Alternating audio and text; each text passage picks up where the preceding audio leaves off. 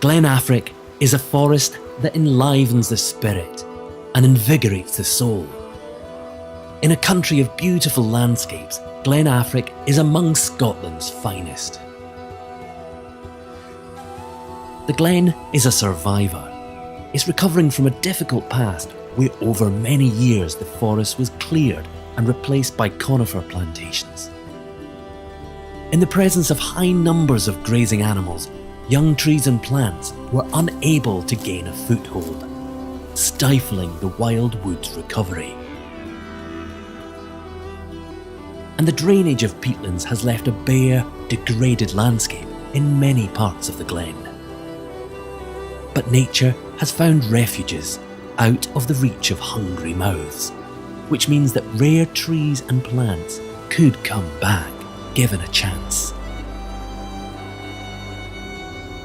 People have lived in and around Glen Affric for thousands of years. They've cut timber, hunted deer and grazed livestock for food. Sometimes this has been in harmony with nature. Sometimes it has caused damage and conflict. In the last 60 years, many people have championed the forest. People like Professor Stevens, who first recognised its importance, and forester Finlay McRae, who started restoring the pine woods in the 1960s, and people like Trees for Life founder Alan Watson Featherstone, who has worked tirelessly to enable the forest to recover and spread. Now, Glen Affric is growing again. The old granny pines that have stood for 250 years are surrounded by young pines, free from intense grazing, the pioneers of a future forest. There are trees growing further up the mountains than we once thought possible, creating wooded hillsides and a natural tree line not seen in Scotland for generations.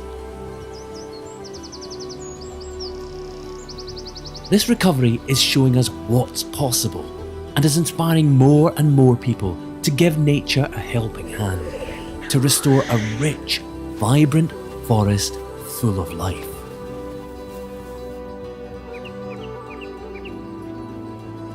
We now stand at a crossroads.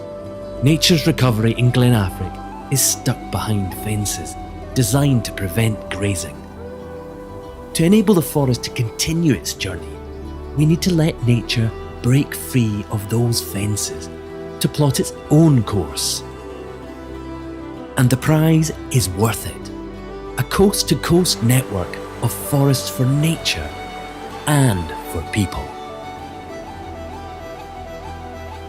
It's a route that golden eagles will hunt over and red squirrels will use to spread their range.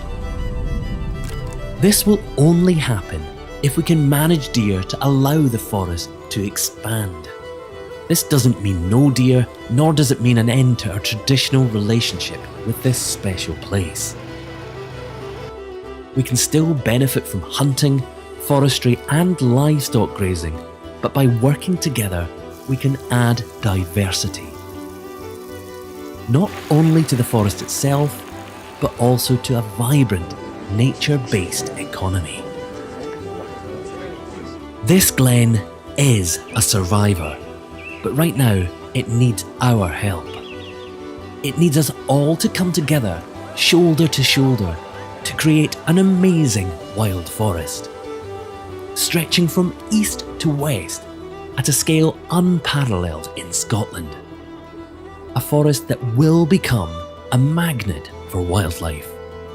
A forest where people can visit, play, and let their imaginations soar.